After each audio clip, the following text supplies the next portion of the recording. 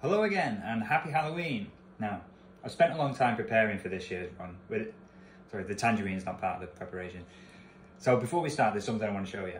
So here it is. This is my secret weapon against the House of Hell. It may look a bit obsessive to go to this kind of lengths to defeat an adventure game book, but here we are. I mean, look at this. It took hours and hours. But worth it. What I now have is a database with information on every single passage that I've ever visited over the past 9 years of reading the House of Hell, which I can tell you now is exactly 231 passages of the 400 that are inside the book, which means there are 161 passages yet to explore, and it's those passages, of course, that we're much more interested in. So how does my database help? Well, the way it works, when I launch the program, what it allows me to do is navigate through the book at the press of a button, and at any time the program shows me the current passage that we're at, along with my description, and this is the important part, it also displays the passage numbers that the current passage links to and my description of those linked passages if I have visited the passages in the past.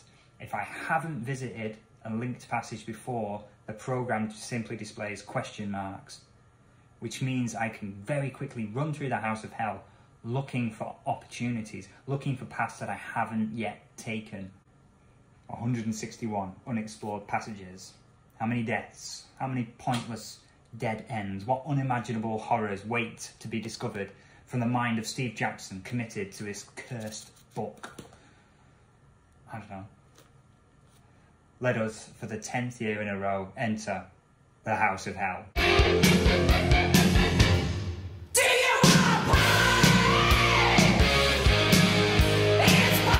It's party time. Excellent. Atmospheric lighting provided by this candle, which was kindly donated by my girlfriend. Excellent, thank you for your lovely Peter Alexander candle, whatever. Anyway, it's customary during these times to have a drink, but I gotta drive later, so I'll be having a cup of tea this year. Excellent. Oh, this is a Peter Rabbit cup. Interesting fact about Peter Rabbit, his father was a pie. Well, not literally, his father was killed and turned into a pie. That's scary for Halloween, isn't it? Now, of course, that's not funny, but if you do a Google image search for Peter Rabbit's family tree, what you'll see is there are nice little pictures of the rabbits where they all should be on the family tree. But where Peter's father should be, there's just a picture of the pie that he was killed and turned into. You know, like as if the family's like, oh, this is the only photo we had. It's extraordinary. Do look it up. Anyway, enough chat about rabbits. We're here to play the House of Hell. First things first, let's roll the stats for our character. For the 10th bloody time. I'll once again be using the Dice app on my phone. So here we go. First stat is skill, D6 plus 6. 1. Beautiful. The worst possible skill score. Okay. I have a skill of 7. God, I'm already knackered already. Stamina, 2d6 plus 12. 5. And 3. 8 plus 12. 20. That's not bad. Possible. Okay, luck, d6 plus 6. 1. Jesus Christ, the worst possible luck. We're off to a flying start. Okay, luck score of 7. Fear, or maximum fear, d6 plus 6. 1 again. Right, yeah. Okay, so we have a max fear score of 7. Things can only get better, can't they? Here we go. The House of Hell. Fighting, fantasy, adventure game books. Read them and weep. Now, we've explored quite a lot of this book over the past decade of my flipping life. Last year was a bumpy year, wasn't it? We found the crysknife, finally. and I think that's where I'd like to pick up. I've scoured my database looking for like places that I can find opportunities to move forward. The one passage that strikes my fancy is there's a locked door that requires an iron key. And I believe I've spotted like a good opportunity to find that key. So let's go, shall we? Now, quick recap. If this is your first video, I mean, what are you doing? I say this every year. But basically, we crash the car, find our way to a haunted house. The house is owned by a guy called Lord Kelmo, the Earl of Drummer, whose name is an anagram for murder. It's pretty good, eh? We get invited into the house. We have a very prolonged dinner where we get to choose several courses and then optional cheese and brandy and whatever, and who cares. Go up to a room, fight a hunchback. We found that's the way to go so that we can later become friends with him. We go into, I think it's the Abaddon room, where we meet some dead lady called Morgana. Morgana tells us that there's a secret passage somewhere in the house that requires a password, but that we have to ask a guy called Shako to find the password. We make our way down into the basement, usually through the dining room, where we fight some fire sprites by chucking a plant pot at them, and fall through a trapdoor, test our luck. Oh, go on then, I'll tell you what, I'll assume that we test our luck and pass, so I'll knock it down to 6. Test our luck to see if we gain an injury. Oh, let's actually do that. Let's actually do that. Do we or do we not gain an injury from the fall? Test the luck. 3. Great, we were lucky. We didn't get an injury from falling into the basement. The hunchback appears once again. We had a chat with him, give him some brandy. He reveals that the password is the name of the house, but mixed up. As mentioned, it's the House of Drummer. The mixed up password is murder. The password murder gets us into a secret room where we find the crysknife, and that is where I would like to pick up and try again. So here we go. Passage number 48, if you're playing along at home. Always amuses me to say that. There's literally no way anyone's playing along at home.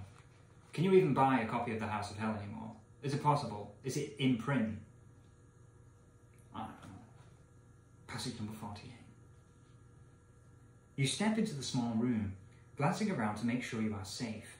You walk up to the table. The rest of the room is bare, except for the table and the box which rests on it. Could this be the one you are looking for? Well, we already know it is.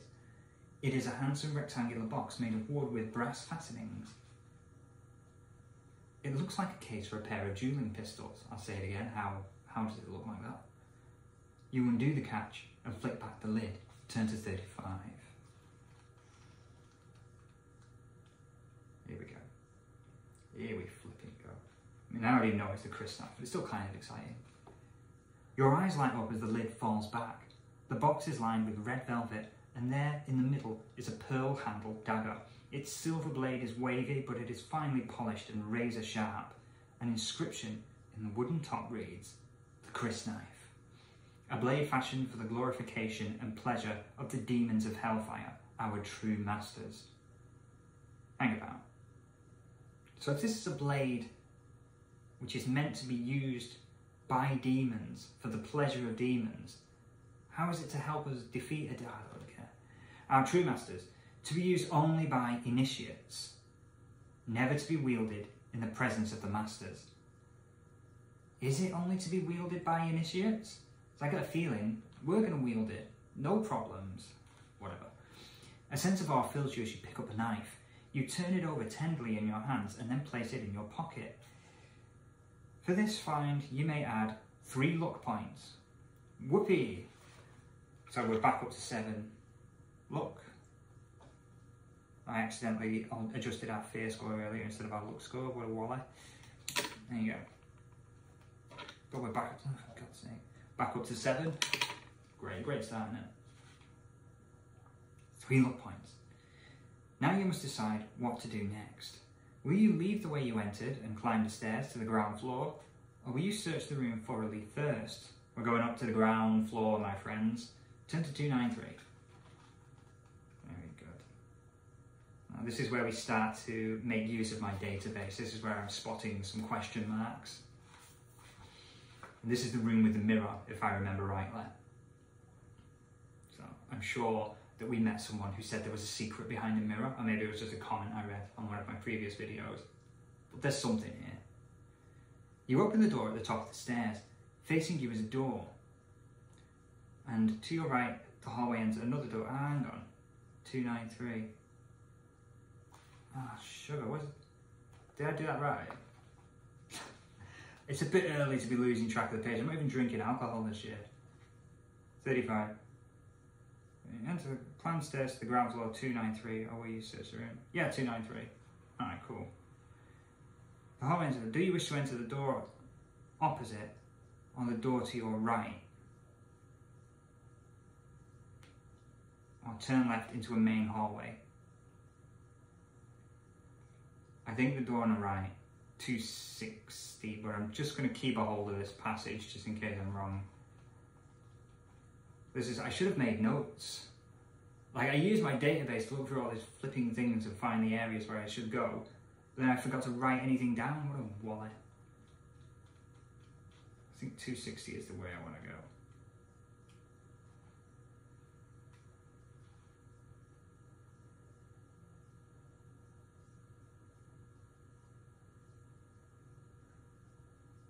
Oh, the door is locked. You will not be able to go in. You turn and set off down the hallway. Will you enter a room on the right, 113? Or will you carry along the hallway, 316? I don't know. I guess it was the other door, 113. I'm not doing great here, am I? 113. The room you enter is a reception room. A table and 6 chairs stand in the centre of the room. At one end is an enormous mural of a country scene, perhaps painted in the area many years ago. On the opposite wall, stretching from floor to ceiling, is a full-length mirror. Thank you. Velvet curtains line the wall opposite the door. You walk over to admire the painting, then turn to face the mirror. A shock is in store. Your eyes widen as you turn towards the mirror and stare into it. It casts no reflection of you, and 1 fear point. Oh my god. 1. You walk closer to the mirror, but still no reflection appears. Although you can see the table and the wall behind you clearly, you walk right up to it and feel its surface. Your hand passes right through the glass. Pulling it back quickly, you consider the situation.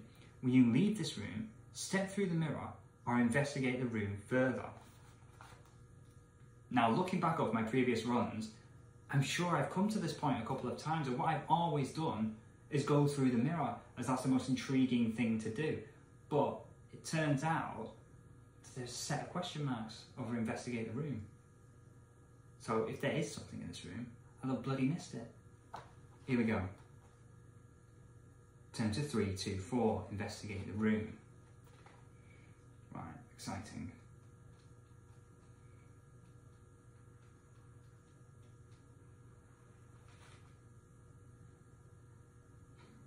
The underside of the table forms a closed box, and this arouses your suspicion. You knock on it. It is hollow. Perhaps it is a secret compartment. You feel around underneath, and sure enough, your fingers find a small catch which releases a hidden drawer. Inside this drawer is a leather box. But wait, what's that noise? You can hear footsteps outside the door. You will have to hide quickly. Will you grab the case and take it with you, 147? Or will you leave it behind and close the drawer? Let's take it, 147. Oh my god. Where will you hide? Will you nip behind the curtains or quickly dive through the mirror? Let us consider this for a second. Hiding behind the curtains is stupid, isn't it? It's what kids do when they play hide and seek, and you immediately spot them because you can see their legs. Now, the book doesn't say the curtains are like ceiling to floor length. You would assume that they were, wouldn't you, if you were considering it as a hiding space?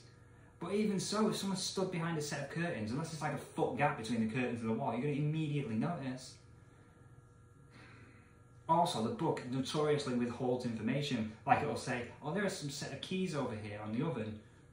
Do you want to pick them up? But then it fails to mention, oh, the oven's been on for ages, so the keys are white hot, which you would notice before your hand touched them. Anyway, point is, I don't think we're going to go for the curtains. We'll dive through the mirror because I already know from previous experience you can do that. No problem. I think it just leads into like a little passageway with 2 doors. Let's do that. Lovely cup of tea. Lovely cup of tea. What passage was I on? Oh yeah, 147. Hide behind the curtains. Nope. Quickly dive through the mirror. Turn to 3.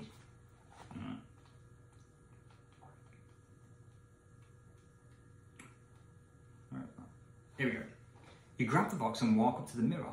You put your hand through again and pull it back. It seems safe enough. You step through, just in the nick of time. As you disappear into the mirror, you hear the door open behind you. You find you're in a small room behind the mirror. You decide to open the leather box. Here we go. Inside is a golden key, which you put in your pocket. Now turn to 160. What? I mean, alright, fair enough. We've never... I'm just trying to write down golden key. Golden key. To be honest, I was hoping it would be an iron key, since that's what I'm flipping looking for. And with golden key, is there a door in this house that requires a golden key? I don't... There must be. Rock and roll, golden key. Turn to 160. Yeah, you better, you bet.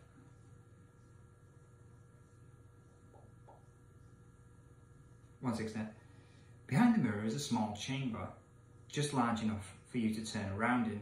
There are 2 doors in the chamber. Do you want to try the left-hand door, the right-hand door, and would you rather step back through the mirror? I don't know, let's try one of these doors. On the right. Again, I bloody forgot again. Although I know that previously my instinct is to always pick the left door on account of being left-handed. Simple as that. So maybe let's try the right, 294.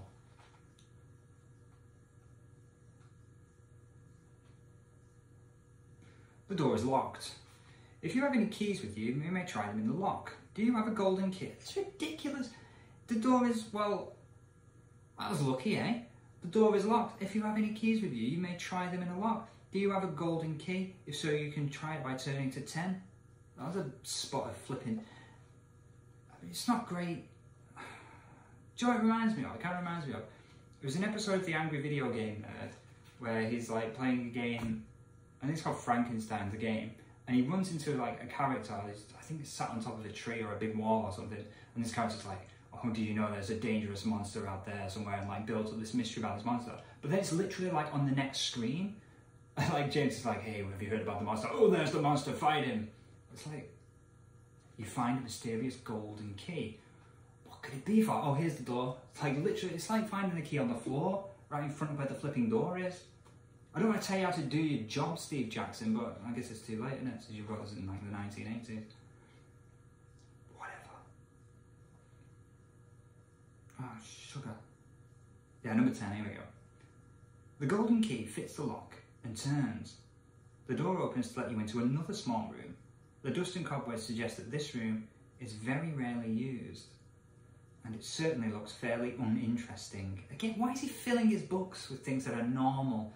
Nothing unusual about this. It's so uninteresting. The room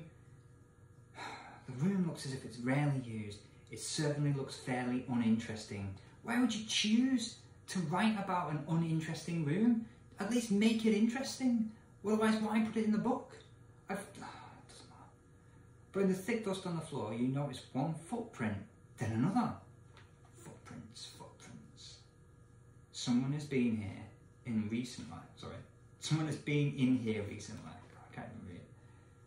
The footprints lead towards the right-hand wall around the door. Behind a loose stone in the wall, you find what it was that the visitor came to hide. A large cast iron key. Oh, great. You pick it up and examine it. It is heavy and fairly crudely made and has the number 27 cast into it. You put this in your pocket. Nothing else of interest seems to be in the room. Of course not. Why would there be? But you may add 2 luck points for this find. Can I exceed my maximum luck? I can't remember. I don't think you can. We'll leave it as is for now. Now you must leave the chamber, turn to 204. All right, well, great.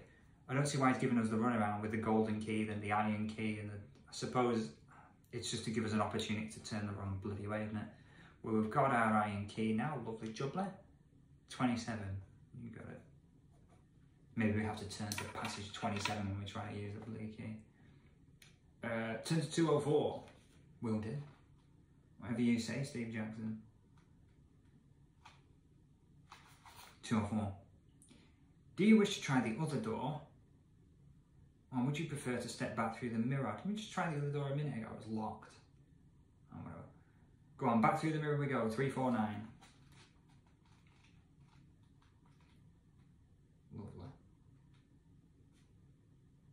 349. You wait until there is silence in the drawing room and step carefully back through the mirror into the room.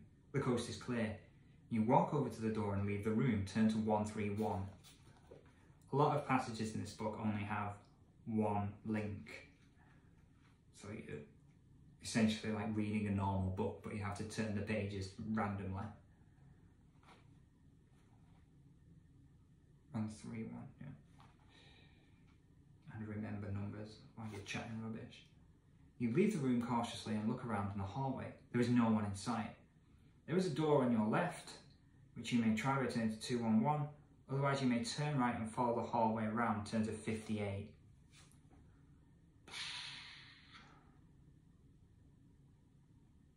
I don't know.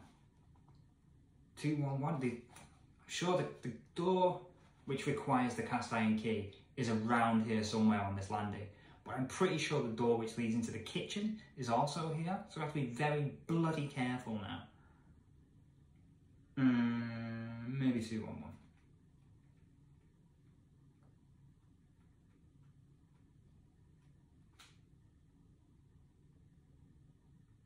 The door is locked and you will not be able to open it. You turn around and follow the hallway to 58. See, what is the point of that? So in the previous passage, my options were 211 or 58. But if you choose 211, it just goes, it was locked anyway, just go to 58. Pointless, it's only there to bulk up the numbers so that there can be exactly 400 passages in this book. Whatever. Or maybe it's there so that it's like, you know, that, oh, the door, just to let you know the door is there. And there must be like a path that goes through the house and maybe comes out from the other side of the door. You unlock it from the other side and carry on. You know, if you were drawing your map on a piece of paper instead of obsessively creating this elaborate computer programming game maker studio. Whatever. Turn to 58. That is what I will do.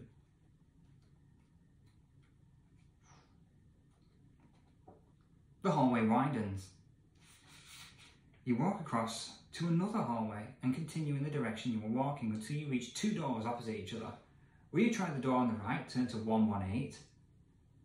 No, never again. Not in a million years will I choose 118. Or the door on the left, turn to 323. Well, this better be it, otherwise I'm knackered. 323.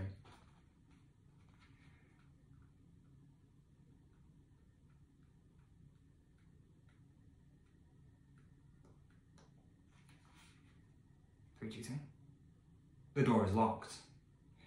The handle and lock are part of an ornate metal plate. Do you have a cast iron key? Yes. Yes, we do.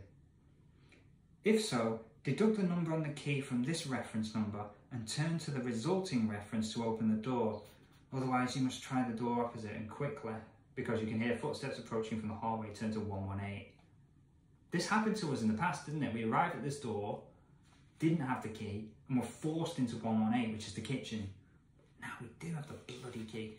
Alright, so the current, I have to do some maths now, this is embarrassing. It's going to take me ages. The current number is 323. The number on the key is 27, so 303 minus 7, so it's 300 minus 296. Do you concur? Is it 296? I don't know. I could double check that because if I've got that even slightly wrong, it's going to throw off the whole run, but let's have faith.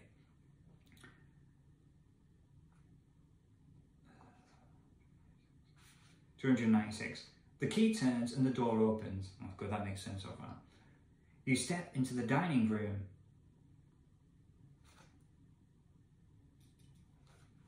heard reference to the dining room before, haven't we? The long table is set for two, fine silver, a sparkling chandelier festooned with candles. You don't hear the word festooned very much, do you? It's a good word, festooned with candles. Lights the room. Hey, our room is festooned with candles too. Well, it's just got the one. It's got 3 wicks though, it's pretty impressive. Get on with it. The walls are covered with plush red wallpaper. Nice. Apparently, the Lord of the Manor can only be killed in a red room, which represents the battle taking place in hell. Bloody ridiculous. Full-length curtains are drawn along one of the walls. Oh, we could hide behind these curtains if we really need to. You are prepared for your battle. Oh my God. A rope hangs down by the curtains. You can pull this, if you wish, to ring for the butler. Turn to 318. Otherwise, you can check around the room for signs of any traps. Should we call the butler? Maybe he'll offer us some more cake and cheese and what have you. Don't think so. Check for traps. Turn to 185. Always check for traps. Unless checking for traps triggers a trap. Never known this book, dear. Never know until you find out. There are no signs of traps in the room. Great. If you wish to double check, you may test your luck. If you are lucky, turn to 379. If you are unlucky, turn to 206. If you do not wish to test your luck, pull the rope and turn to 318. God, no, let's test our abysmal. Oh, do we though? Got a luck of 7.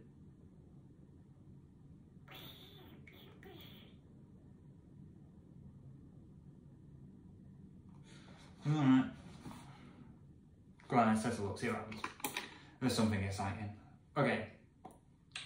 1, it's looking good so far. And 1, 2. I think this is a thing which just produces the number 1. It's not a dice at all.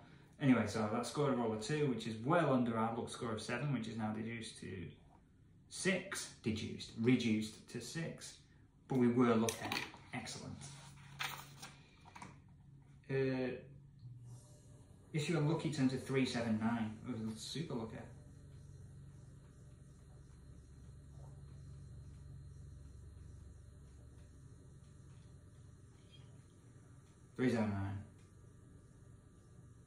There we go. You still find no signs of any traps. Ring for the butler by turning to 318. What a complete waste of time. And a luck point as well. Thank you, Steve Jackson. Thank you so much.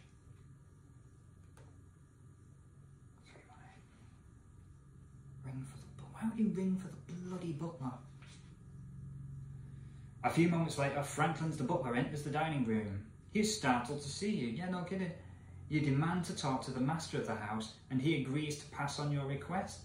10 minutes later. 10 minutes later? Are you standing there staring at him for 10 minutes? 10 minutes later, the Earl of Drummer comes storming angrily into the room. Why does he do that? Why? Why isn't he just summon those like 40 odd goat-headed men to come in and knife us to death or whatever? Why would he bloody show up? Who cares? Angrily into the room, with Franklin's following close behind. They stand facing you across the table, watching you carefully. Why have I been disturbed in the middle of the night? He demands. As if you don't know what's going on. You tell him that you know of the evil that goes on in the house and that you are determined to destroy it for some reason. The two men look at each other. They nod and look back at you. Then they step apart and advance around the table towards you. The Earl to your left and his butler to the right. Here you are, stuck in the middle. You must choose quickly whom you will attack first. If you fight the Earl first, turn to 30. If you attack Franklin's first, turn to 351. Jesus, this could be like the boss battle. This is it. This is the end of the book. Can you believe this? Look, there. We've got the Earl of Drummer and Franklin's the butler. At least I presume that's the way around it. It looks like a butler, doesn't it? Great. So who do I set the bloody book on fire? Imagine that. I'm holding the book directly above the candle there. Imagine you just burn the book to ashes. I was like, oh, sorry, I guess that's the end of it. I accidentally burn the book to a crisp. Alright, choices. What do you do? I'm going to take a swig of my tea while I think.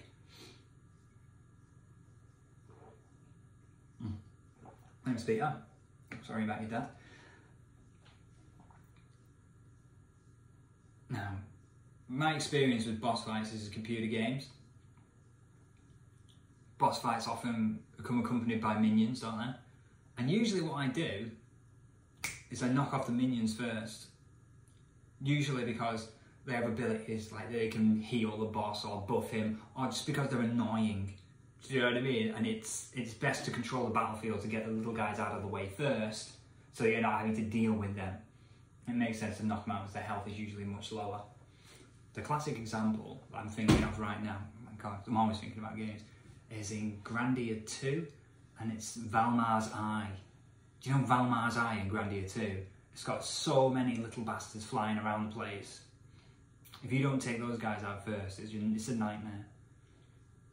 But does that apply to the House of Hell? Does my video game experience apply to this flipping book, which was written in 1980, what was it, like 1989 or whatever? It's like before video games were even invented. I'm aware that it wasn't before video games were invented. I'm just exaggerating.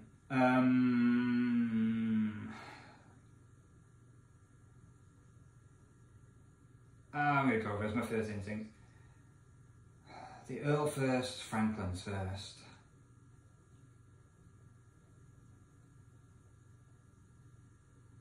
Go on, let's see if we can bump off the butler before the Earl gets to us, and it'll just save us a bit of trouble, innit? If you attack Franklin's first, turn to 3-5-1. This could be a mistake. Because what also can happen is, if you focus your attention on the small fry, the big boss just stabs you in the back with some like ultimate move, while you're flipping piddling around with enemies that probably couldn't even damage you anyway. You turn towards the butler. He stops and takes a step backwards. You step forwards. Franklin runs around to the other side of the table. Franklin screams the Earl. Move in, man. Step up and attack. The butler twitches nervously. Will you continue pursuing him?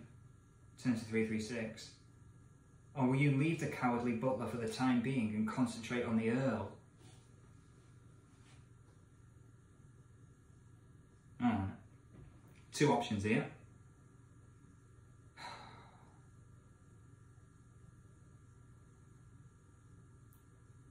This must be an important decision because it's giving us an opportunity to back out of it.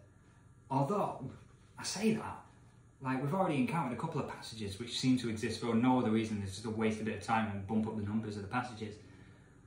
So there's two options in there, I suppose. Either pursuing Franklin's is the right thing to do, and the book is trying to get us to change our mind and is therefore being mean. Or pursuing Franklin's is the wrong thing to do, and the book is giving us an opportunity to correct our bad decision, which means the book would be being nice. I suppose there is the third option, the book is just wasting our time. It's already wasted 10 years of my life, hasn't it? So, I don't know. I'm going to assume the book is not being nice. The book is trying to get me to go back on my decision. It's trying to trip me up, I reckon. So I'm going to stick with my initial decision and pursue the butler, even though it seems kind of cruel. Will you continue pursuing him to 336? Great. I'd love to know what the Earl of Drum is actually doing now. He's just going to watch and see his butler get beaten up and then get annoyed about it. 336.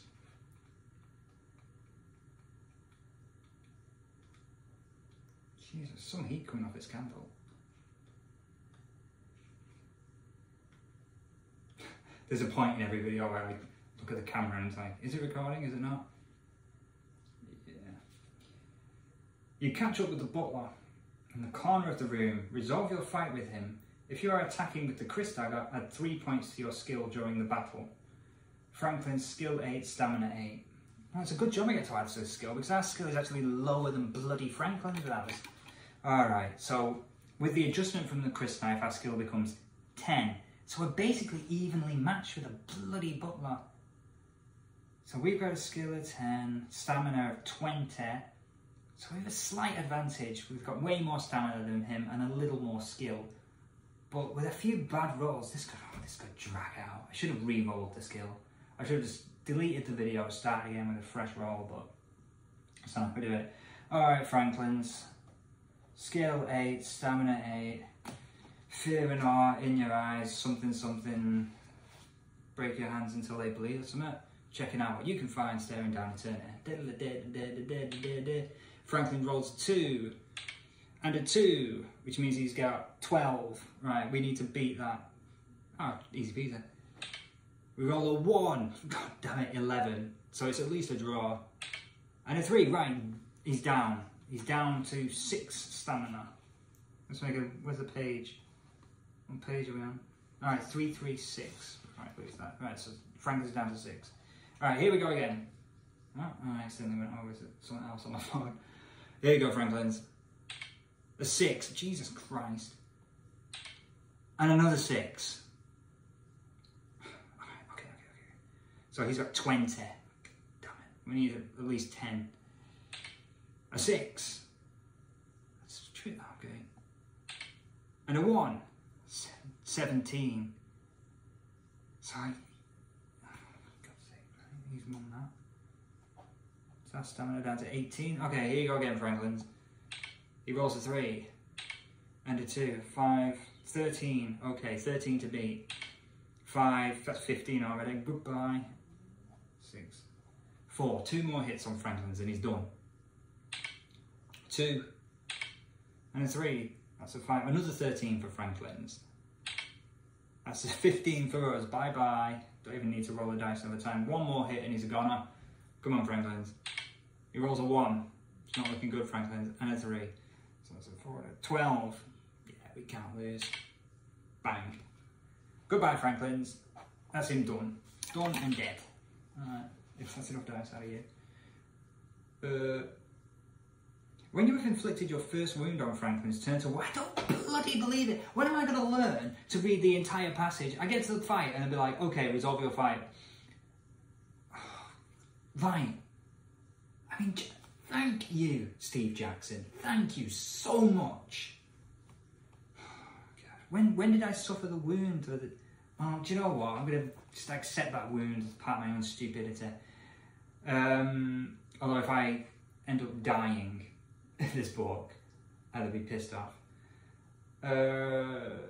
When you inflict your first wound on Franklin's, turn to 181.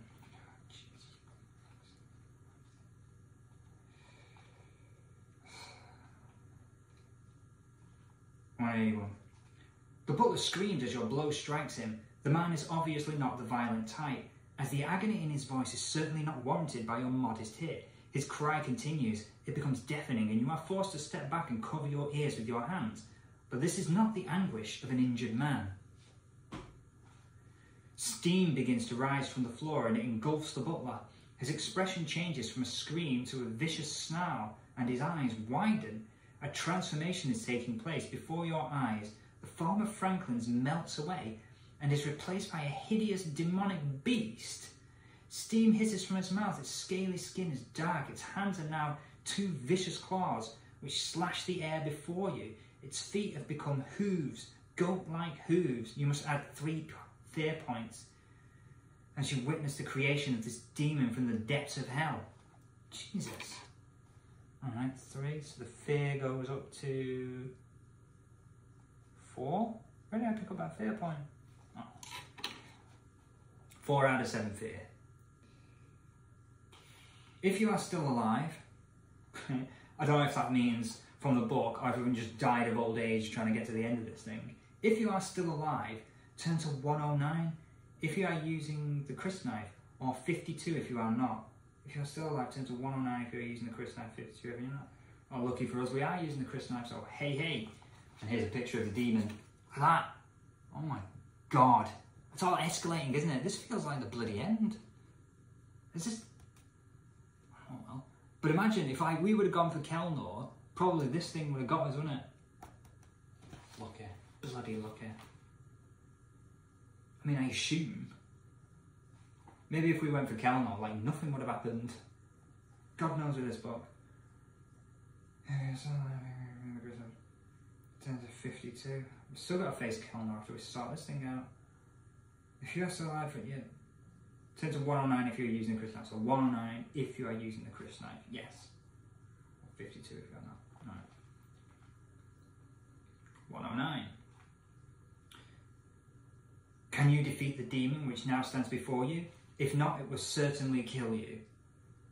Thanks for letting us know. But you have with you the Chris knife, the only weapon which will harm the creature. You may add 6 skill points to your skill score when using this weapon. Now resolve this battle. Oh, great. Is that 6 skill to the skill that we already had a second ago?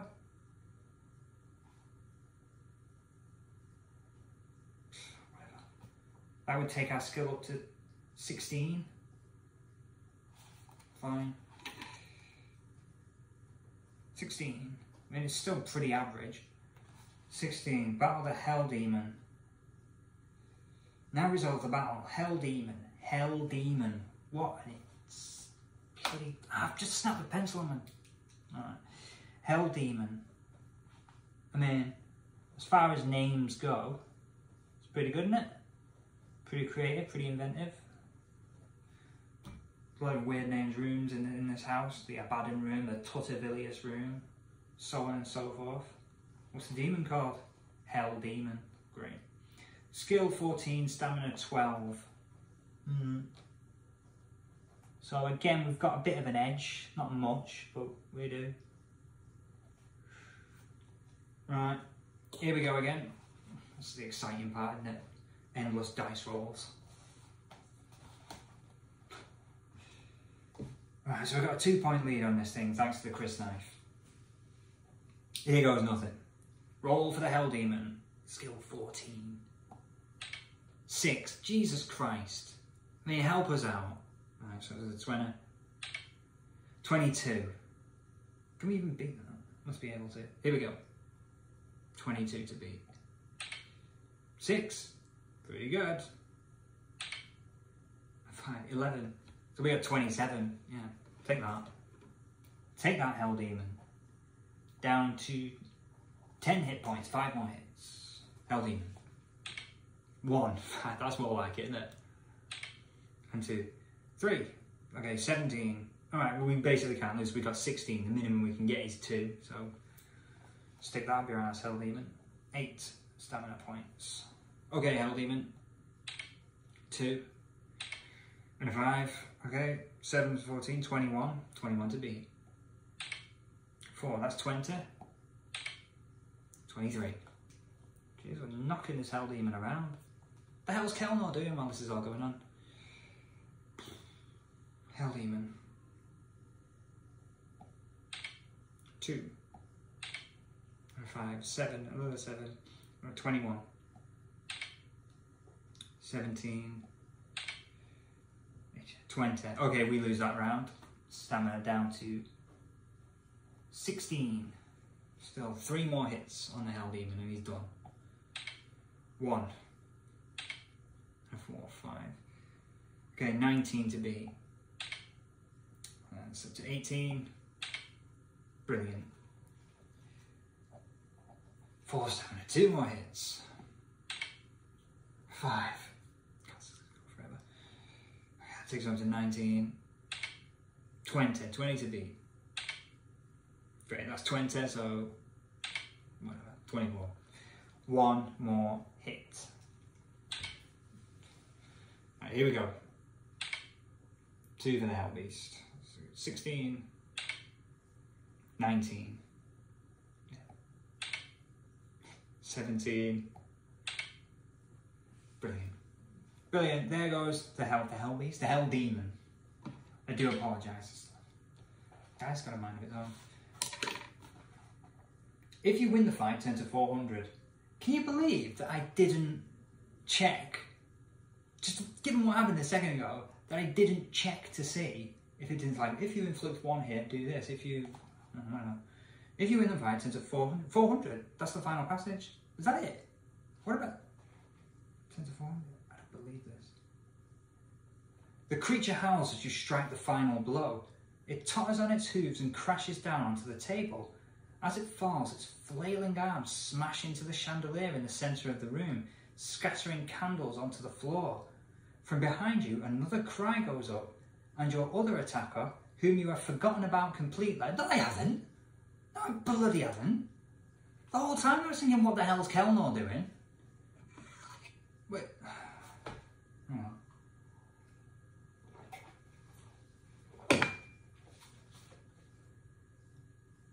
on. From behind you, another cry goes up. The other attacker, whom you had completely forgotten, springs over to the table to hug the beast pitifully. Jesus. You ought to kill both of them. Why is this book advocating murder, even of evil creatures? Different time, isn't it? You ought to kill both of them, but the pathetic sobbing creature, hunched over the huge bulk, is hardly worth considering. In any case, something else much more dangerous has caught your attention. One of the candles, which was knocked from the chandelier, has rolled across the floor and set light to the heavy curtains. The fire is spreading rapidly. You must escape quickly. Smoke is beginning to creep out of the room as you close the front door behind you. Walking down the drive, you glance back. I go, what? Smoke is beginning to creep out of the room as you close the front door behind you. So that's it. You can just walk out the door. Why don't you just walk out the door and set fire to the house in the first place? Walking down the drive, you glance back to see the fire making rapid progress through the ground floor. Flames are licking along the wooden beams. What about all those prisoners and the people inside the house? Are they just... Oh, who cares? In an hour or so, the place will be beyond rescue. From a safe distance, you watch the fire destroy the house like a psychopath. A fitting end, you think, for a house of hell. The end? That's it? Are you absolutely having a laugh? That's it? Well, who the hell was Kelnor? The bad guy was Franklin, the flipping butler all along. That's the twist of this book. The butler did it. Are you having a laugh? And what? Who are we? Who is this guy? What was this stupid? What was the appointment? Who was the ghost who appeared in the middle of the road? The white-haired man? What? I suppose there were like 160 unexplored. Maybe the mysteries are answered in this book, but I don't care. I have a right mind to stick this book in the candles right now and actually watch it burn to ash if I wasn't afraid to set off the flipping fire alarm in this place. Oh my God. Are you absolutely having a laugh, mate? That's it. Oh my God. I was in my 20s. What's that? How old am I now? Yeah, just about. But I was in my 20s when I started reading this thing. It's been a quarter of my life. I mean, how could it possibly live up to anything? How could it possibly? But that's it. Do you want to party? It's party time. Oh my God.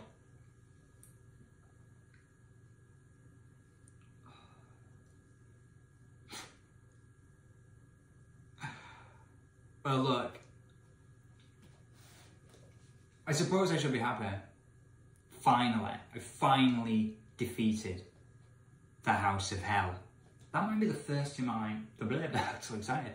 That might be the first time in my life I've ever successfully finished a fighting fantasy book. I don't think I've ever done that before. Oh my God. You've seen the kind of tenacity it takes to get through one of these things. Do you know, a few years ago I was recording the intro to one of these videos and my brother was in the kitchen in the other room and he sort of shouted through to me, what are you going to do if you finish the book this year? And I paused for a moment, looked around, I was like, I don't know. It hadn't crossed my mind for a second. I still don't know. I've got to do something, haven't I?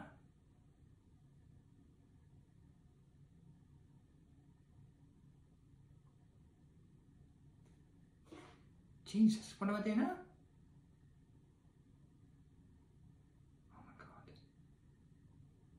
Do you know what? I just had like a line. I've watched so much media over the course of my life, and the way me and my brother communicate is we often just quote stuff at each other, and we know it's like shorthand for actual communication. And as I spoke that, I was looking at the book and I was like, Jesus, what do I do now? I just heard Bunk from The Wire go, you happy now, bitch? No.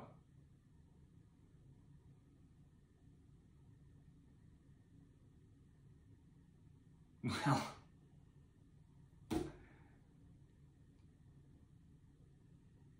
what do I do? What do I do now? I'm having a breakdown. I'm having an actual breakdown now. It's like, I think I just realised it was a complete waste of time. I mean, I say that. It's been a fun journey. And it's nice to know that you stick with something eventually. You won't get to the end of it.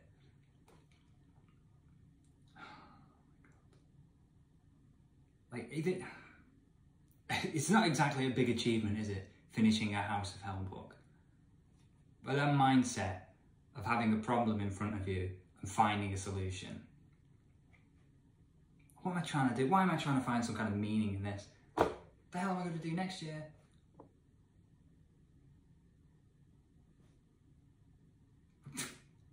What are we going to do? I've got a stack of fighting fantasy books. They're all back in England. It never occurred to me to just pick another one and bring it with me. Where am I going to find it? I suppose I could go on eBay or something.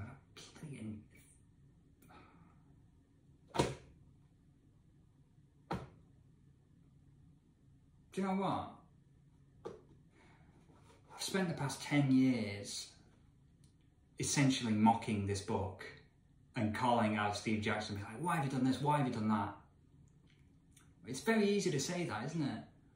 Very easy to criticise other people's work.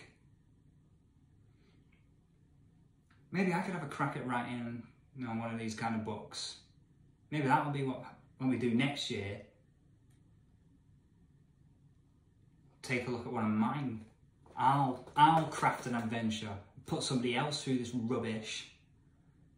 I don't know, it's just a thought. But honestly, thanks for watching, especially if you've been watching since 2014, which feels like an age away now.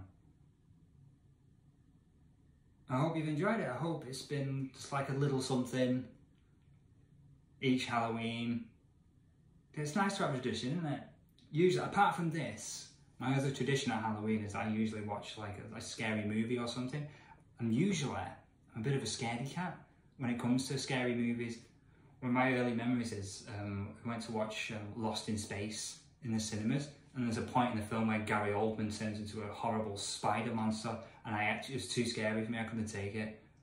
And I say I was little, I don't know, maybe I was like 15 at the time, I don't know. When did that movie come out? I was old enough to not be scared of it, but I really hated spiders. And I was like, nope. I knew they would give me nightmares looking at this horrible spider creature, and I actually stopped watching until the spider disappeared.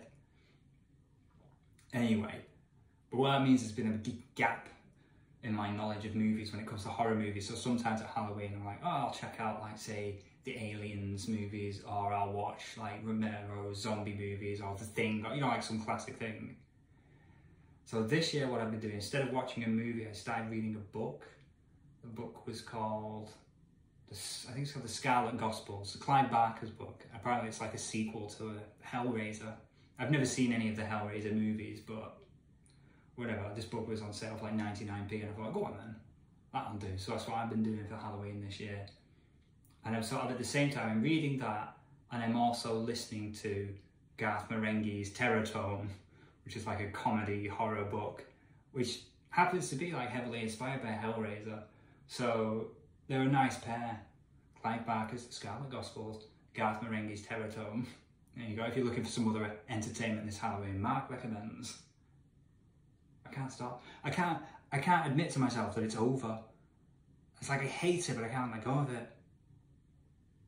I have to, man. All things must pass.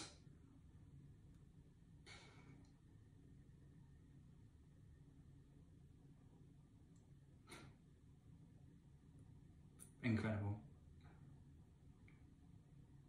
Well, thank you very much for watching. Sincerely, thank you very much for watching. Happy Halloween. Maybe I'll see you again. Bye-bye. You happy now, bitch?